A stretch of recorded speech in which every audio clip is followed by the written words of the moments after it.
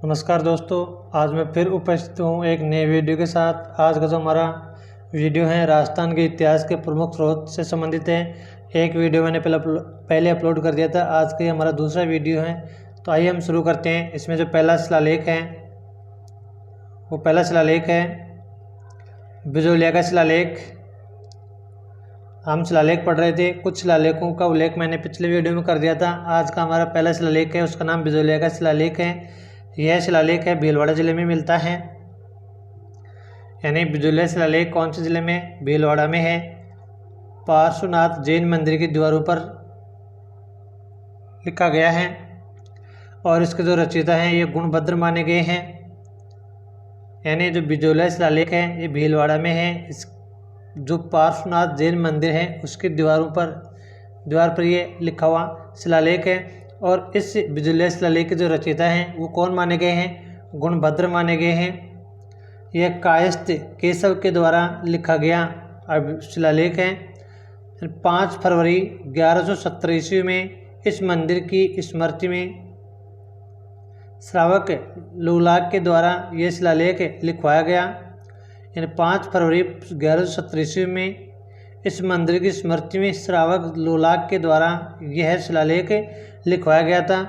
यह जो शिलालेख है ये संस्कृत भाषा में लिखा गया है। जैसे दोस्तों मैंने पहले बताया था, राजस्थान के लगभग शिलालेख कौन सी भाषा में लिखे गए हैं? संस्कृत भाषा में लिखे गए हैं। इसलिए जो बिजोलिया का शिलालेख है यह भी संस्कृत भाषा में लिखा हुआ है। इस शिलालेख में कुल कितने पद्य प्राप्त होते हैं? इस शिलालेख में 93 पद्य प्राप्त होते हैं। और इस शिलालेख में किसका वर्णन किया गया है? यानी सांबर और जो अजमेर थे, सांबर और अजमेर के चौहानों की वंशावली है उसकी जानकारी यहाँ पर हमें मिलती है। यानी बिजोलिया शिलालेख में सांबर और अजमेर के चौहानों की वंशावली की जानकारी में प्राप्त होती है। इस शिलालेख में और क्या मिलता है?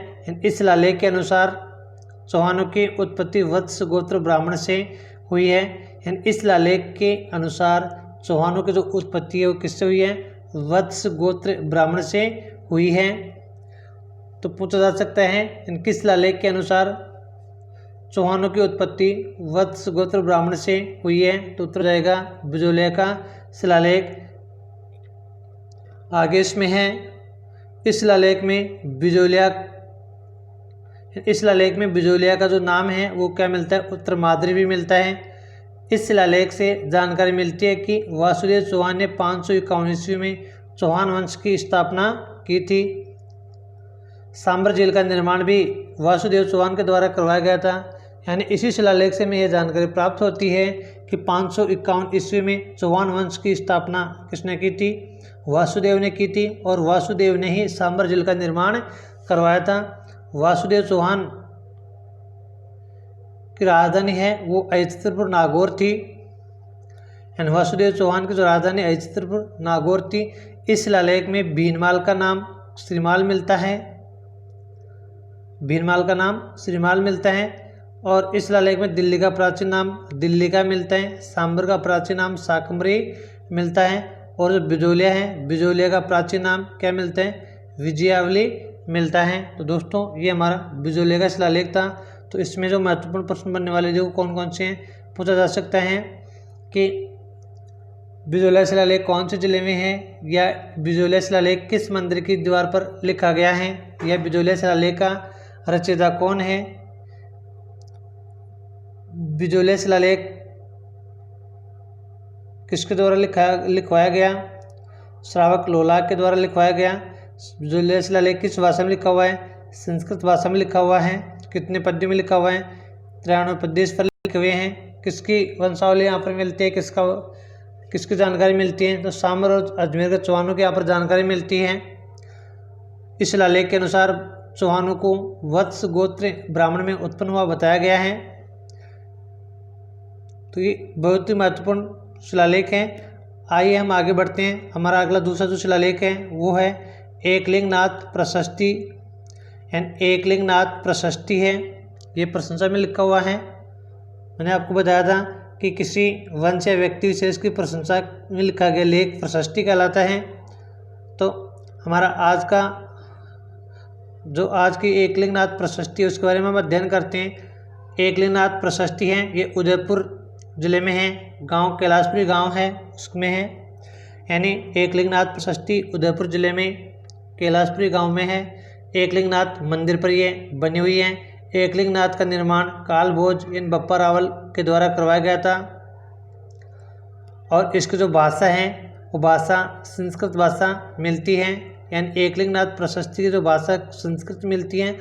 और ये जो एकलिंगनाथ मंदिर है, इस एकलिंगनाथ मंदिर में चतुर्मुखी शिव की मूर्ति, वहाँ पर शिवलिंग की मूर्ति मिलती है।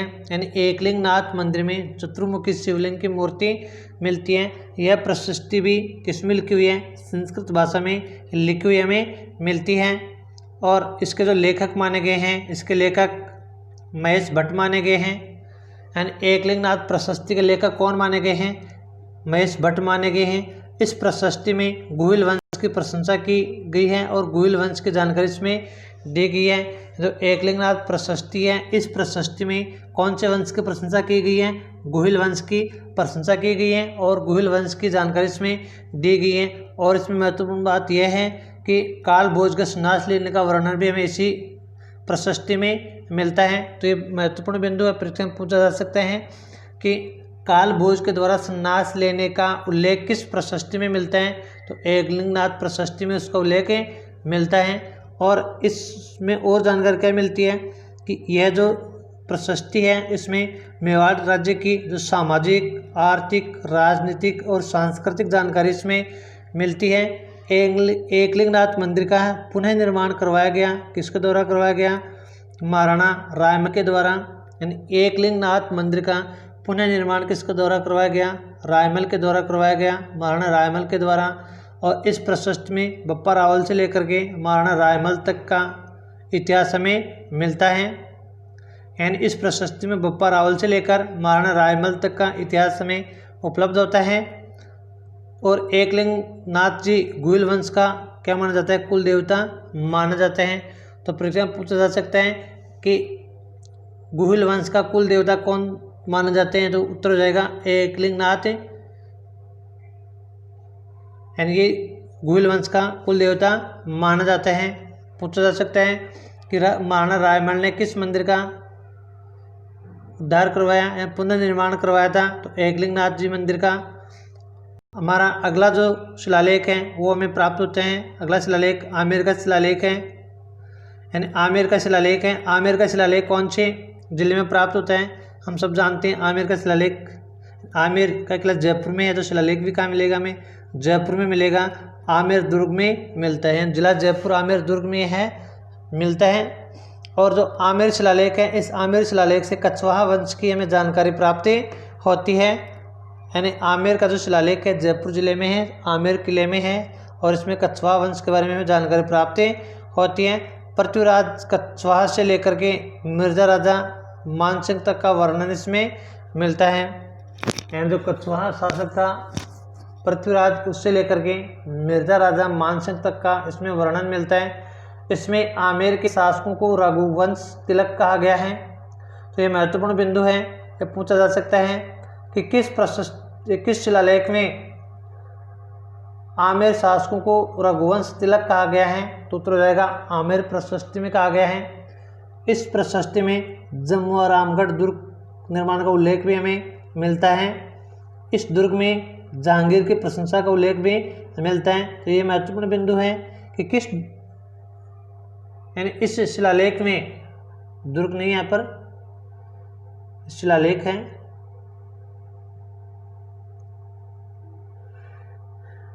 ये शिलालेख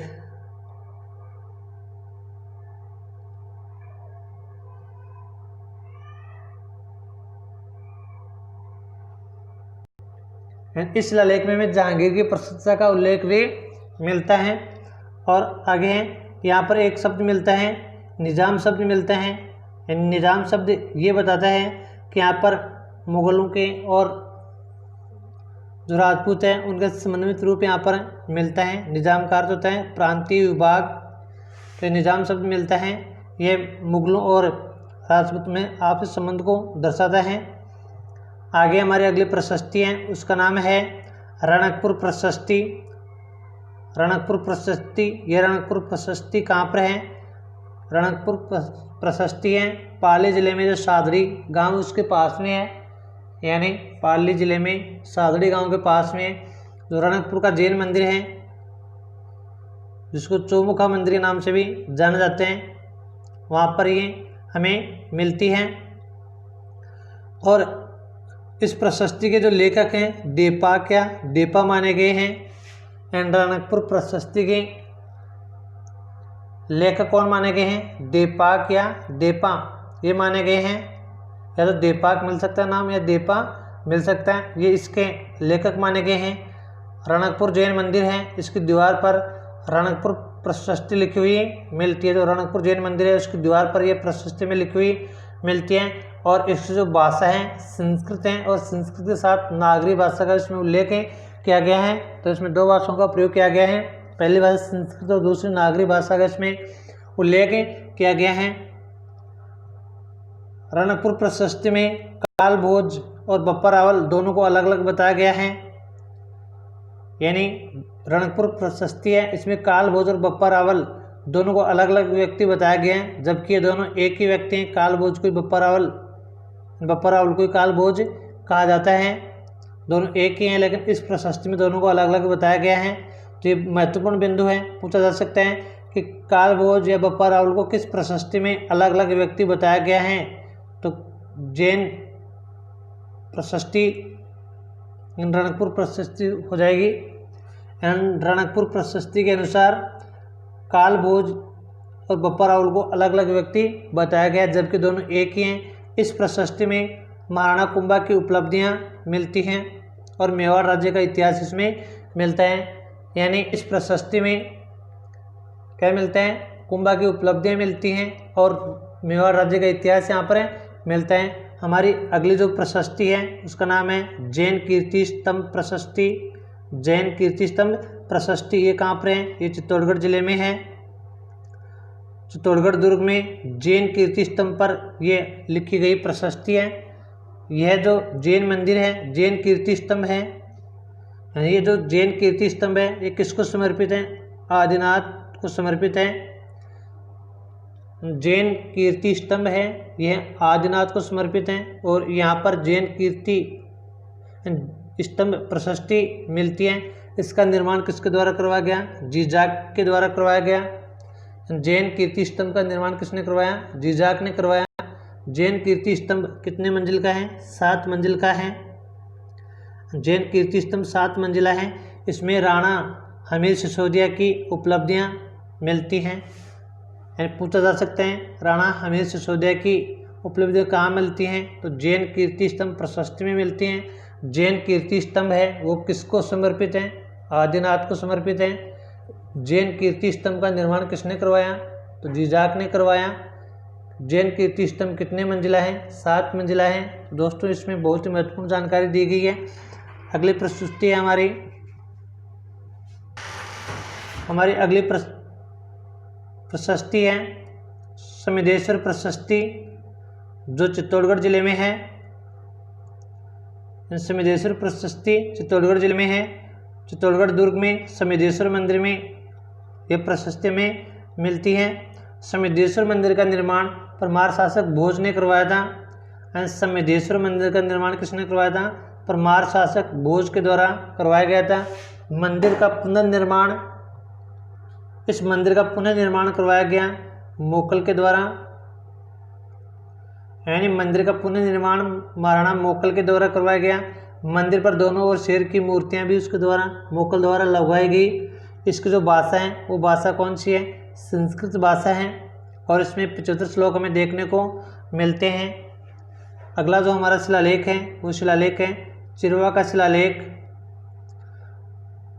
चिरवा का शिलालेख ये हमें मिलता है उदयपुर जिले में चिरवा गांव के पास। इसकी जो लिपि है नागरी लिपि है। बप्पा रावल के बारे में इसमें जानकारी मिलती है। जो चिरवा का शिलालेख है इसमें बप्पा रावल के बारे में जानकारी मिलती है और मेवाड़ राज्य का इतिहास यहाँ पर हमें मिलता है। एकमात्र ये शिलालेख है इसमें सती प्रथा का उल्लेख भी मिलता है। यानी चिरवा का जो शिलालेख है इस शिलालेख में सती प्रथा का उल्लेख मिलता है। तो ये महत्वपूर्ण बिंदु पूछा जा सकता है कि सती प्रथा का उल्लेख किस शिलालेख में मिलता है? तो उत्तर हो जाएगा चिरवा का शिलालेख। दोस्तों अगला हमारा जो शिलालेख है या जो प्रशस्ति है उसका नाम है नेमिनाथ प्रशस्ति या तेजपाल या वास्तुपाल प्रशस्ति। यह कहाँ पर है? सिरोही जिले में है। सिरोही जिले में है। लूणवसी जैन मंदिर इसमें ये बनी हुई है। सिरोही जिले में जो मंदिरों का समूह है उसमें लूणवसी नामक एक जैन मंदिर है। इस मंदिर में यह प्रशस्ति में मिलती है। इसकी जो भाषा है वो संस्कृत भाषा है। इसका जो वास्तुकार है वो सोमेश्वर है और प्रशस्तिकार चंडेश्वर है। वास्तुकार तो सोमेश्वर है इसका और प्रशस्तिकार चंडेश्वर है। आबू के शासक धारावर्ष का उल्लेख और उपलब्धियां इसमें मिलती हैं। तो प्रश्न पूछा जा सकते हैं कि आबू के शासक धारावर्ष का उल्लेख और उपलब्धियां किस प्रशस्ति में मिलती हैं? उत्तर जाएगा नेमिनाथ प्रशस्ति या तेजपाल या वास्तुपाल प्रशस्ति में मिलती हैं। अगला हमारा जो शिलालेख है उसका नाम है नौलखा बावड़ी का शिलालेख। नौलखा बावड़ी का शिलालेख ये कहाँ पर मिलता है? ये जो शिलालेख है ये उदयपुर में मिलता है। नौलखा बावड़ी का निर्माण आस्करण की रानी प्रेमल देवी के द्वारा करवाया गया था। इसमें बागड़ के चौहान वंश के वंशावली शब्दावली जो है ना वो मिलती है। नौलखा बावड़ी डूंगरपुर में है। नौलखा बावड़ी का निर्माण किसके द्वारा करवाया गया? शासक आस्करण शासक की जो रानी थी प्रेमल देवी उसके द्वारा इसका निर्माण करवाया गया। तो आशा करता हूँ दोस्तों ये वीडियो आपको पसंद आया होगा। आप ऐसे वीडियो प्राप्त करने के लिए हमारे एग्जाम ज्ञान स्टडी ग्रुप चैनल को सब्सक्राइब कर लें और बेल आइकन को दबा लें ताकि कोई भी वीडियो अपलोड होते ही आपको उसका नोटिफिकेशन प्राप्त हो सके। दोस्तों आशा करता हूँ आपने ये वीडियो देखा होगा और आपको पसंद आया होगा। आज के लिए बस इतना ही। धन्यवाद। वीडियो पसंद आए तो उसको अधिक से अधिक लाइक और शेयर करें।